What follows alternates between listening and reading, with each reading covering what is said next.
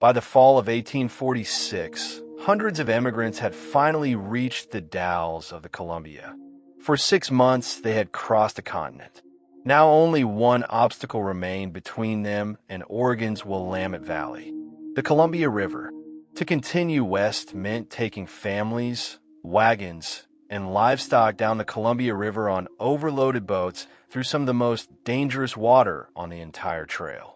The Columbia's rapids could smash apart wagons, drown animals, and sweep entire families downstream. And there seemed to be no other way forward. The Cascade Mountains blocked every overland route into the valley. No wagon train had ever crossed those mountains into Oregon. But with winter approaching and river transportation failing, hundreds of emigrants were preparing to attempt the impossible.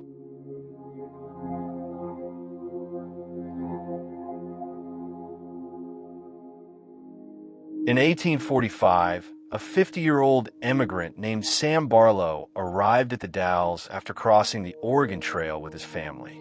Weeks earlier, while traveling across eastern Oregon, Barlow believed he had seen a possible opening near Mount Hood. Others dismissed the idea immediately. No wagon train had ever crossed the Cascades south of the Columbia. But Barlow could not let it go.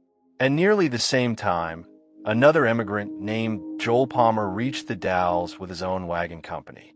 Earlier on the trail, Palmer had heard Dr. Marcus Whitman describe an old Indian path somewhere south of Mount Hood, a narrow route used by pack animals and small parties. Whitman believed a wagon road might be possible, if emigrants were willing to build it themselves. Neither Barlow nor Palmer had intended to become trailblazers, but circumstances left them little choice.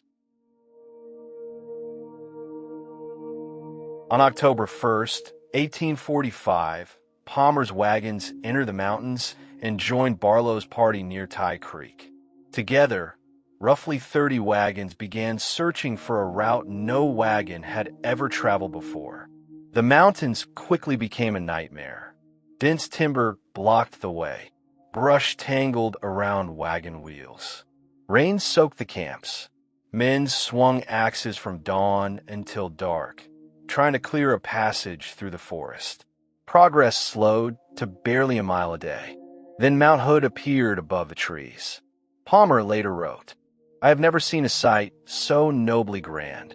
The beauty of the mountain did not make the crossing easier. Snow began falling at higher elevations.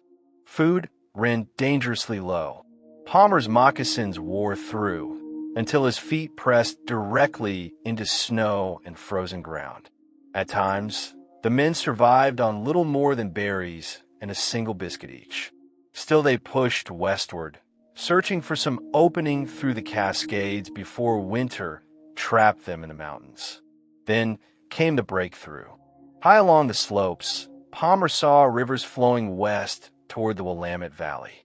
There was a passage through the mountains. But there's also a problem. Winter was arriving faster than the road could be completed. Barlow and Palmer now faced a decision that would determine whether hundreds of emigrants lived or died. Instead of forcing families deeper into the mountains, they stopped. Near the eastern slopes of Mount Hood, they built a crude shelter known as Fort Deposit. There, immigrants stored wagons and supplies for the winter, while guides led families westward on foot and horseback into the settlements below. The decision likely saved countless lives. In December 1845, Sam Barlow received official permission from Oregon's provisional government to build a toll road around the south side of Mount Hood. The following spring, work began. Laborers hacked through forest, cut roads across steep hillsides, and blasted passages through rock. Slowly, the impossible route began to take shape.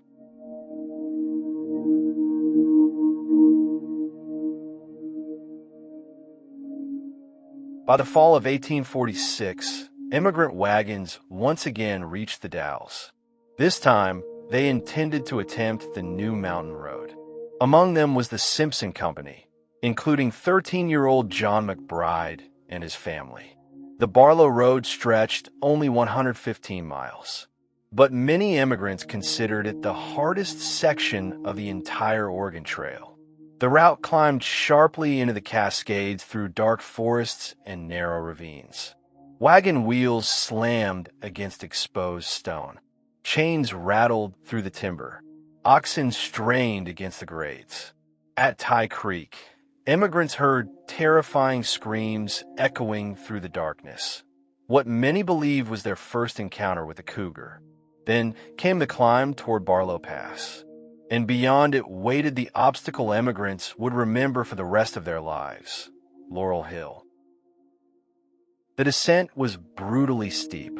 Men wrapped ropes around trees to lower wagons inch by inch down the mountainside. Others dragged heavy logs behind the wagons as makeshift brakes. Some doubled teams both in front and behind to keep wagons from crushing the oxen below. One immigrant later wrote, "None who came down Laurel Hill will ever forget it."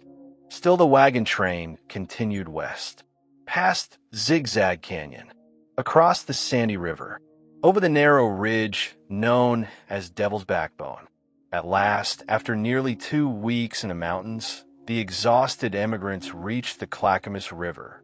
They had made it through the Cascades.